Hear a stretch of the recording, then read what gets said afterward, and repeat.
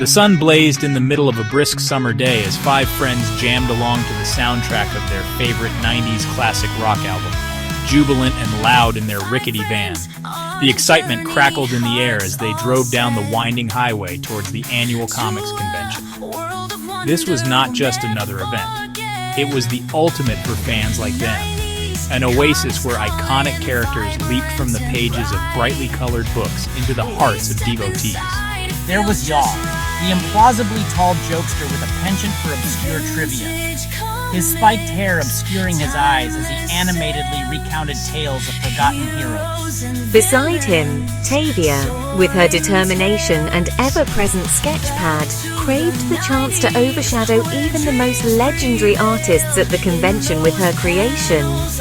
Linc, the thinker with a knack for riddles and a hawk-like gaze, sat next to her, occasionally chiming in with insights that often left the group in awe. Across the aisle, they, soft-spoken yet fierce, consumed their enthusiasm, her mind racing with ideas for her fan fiction devoted to the greatest 90s heroes, both male and female. Lastly, Pell, the eternal optimist and comic book nerd at heart, tapped rhythmically on the dashboard, dreaming aloud of the treasures awaiting them.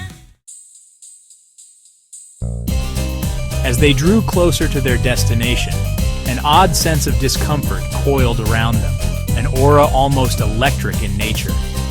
The scenery around them began to shift subtly. The trees lining the road swelled in size and antiquity, while billboards transformed into hand-painted advertisements of yesteryear. Hey, does anyone else feel like we've just jumped into a time machine?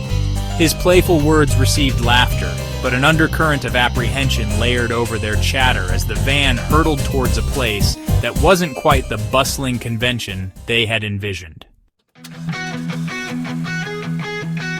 Then, without warning, a shimmering light enveloped the vehicle, swallowing the modern world in an instant. The friends collectively gasped as the van lurched, then disappeared altogether, replaced by a sight that overwhelmed their senses. A cobblestone street, flanked by horse-drawn carriages and laced with the sweet aroma of baked goods from a nearby shop. Guys, this definitely isn't 2025. We're in the 1890s. What if we can't get back? Hell, or what if we're stuck like this forever? Let's not panic. How about we explore? We're practically living a comic book adventure. Nervously, they began to wander into the town, stepping into the rhythm of another era. An impressive wagon stood where their trusty van should have been, and they fawned over the sights and sounds.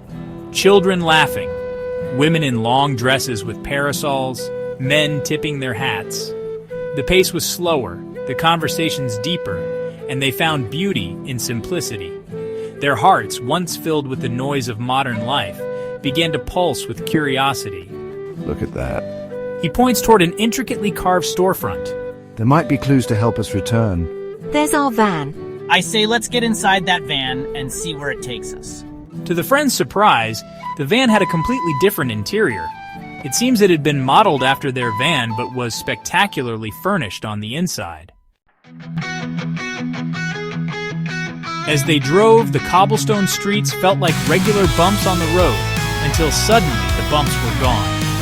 As they stepped out of the van, an onlooker called out, "Hey, look at that group. They've turned up at this convention in a 90s van.